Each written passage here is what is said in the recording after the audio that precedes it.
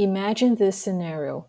You are an analyst at Lobster Land, and you have received a CSV file where the data looks like this.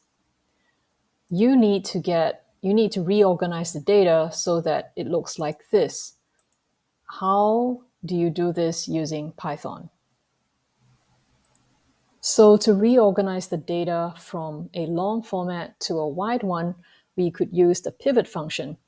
And to reverse the process, we would use the melt function.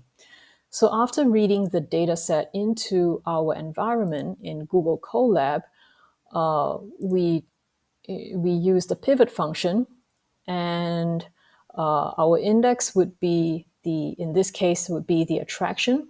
The columns would be month, and the values under those columns would be revenue. And after typing in that code and hitting print, we would get this output. Now, what if we wanted to reverse the process? Well, there are two steps to that. Firstly, we would have to reset the index, and by doing so, we would lose the month, but retain attraction as well as the various months and the values under those months. And then we use the melt function, and that will give us our data in its original format. And so that is it, pivot and melt. Thank you.